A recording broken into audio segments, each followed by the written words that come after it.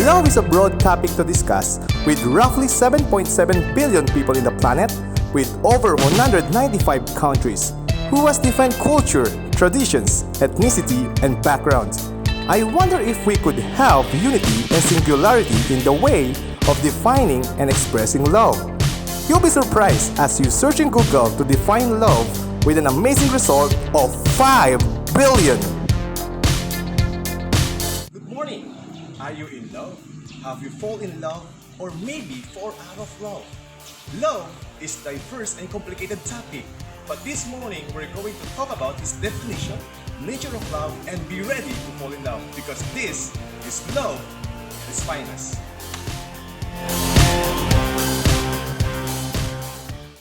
Love is unconditional. Love is when all you care about is their happiness. In his book Psyche 101, Kleinman said, love may be one of the most complex human emotion and that psychologists agree that love is a central human emotion and they are still unsure exactly why it happens or how. There are at least 4 primary theories that attempts to explain love, emotion attachment, and liking. And these are Robin's scales of liking and loving, Ellen's heart-filled, passionate, and compassionate love, John Lee's 6 styles of love, and Robert Sternberg's triangular theory of love. All this and more you can read and refer from his book Psyche 101. In spite of billions of definitions about love, there is a growing trend of people choose to be single, especially in East and Southeast Asia. For whatever reason it may be, they might still waiting for Mr. and Miss Right to come. You heard about nature of love? Dr. Harry Harlow, a psychiatrist who proves as the needs of water and food for the survival of the individuals, so also the importance of love. And in this experiment of him, he uses monkey to prove it.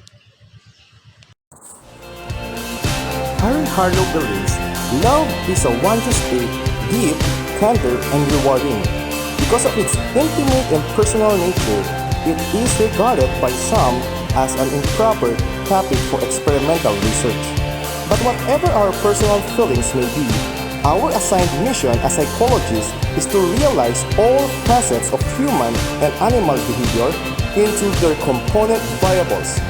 So far as love or affection is concerned, psychologists have failed in this mission. During 1950s, love is only considered a secondary motivational drive in compared to basic needs such as hunger, thirst, pain, and sex, which is considered to be the primal one. But not so with Harry Harlow, who thinks otherwise. Dr. Harlow proves his point by conducting an experiment. In his experiment, he used monkeys and also surrogated matter. The uniborn monkeys was placed in the condition in which they would choose among the 2 parents. One is made out of wood and fine clothes and also has a light bulb behind it to keep it warm. Second is a mesh wire that has milk and lactating. Experiment shows that monkey went to the mesh wire for feeding and nutrient, but afterwards it immediately went back to the wooden with fine clothes and also light bulb to keep them warm and cared. Similarly, when the monkeys was placed to a new environment which threatened them, they rather choose to go to the surrogate parents made of wood, clothes, and also warm light.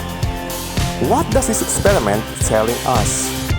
As food and water is essential for the newborn baby for their survival and development, so also love and affection is as much important as the primal one.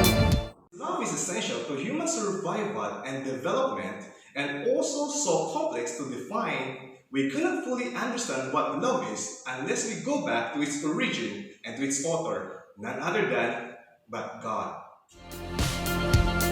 One of the major attributes of God or His nature is love. 1 John 4 verse 8 tells us, God is love. Another verse that we can find in the Bible that talks about God's love is found in John 3:16, which tells us, For God so loved the world that he gave his one and only Son, that whosoever believes in him shall not perish but have eternal life.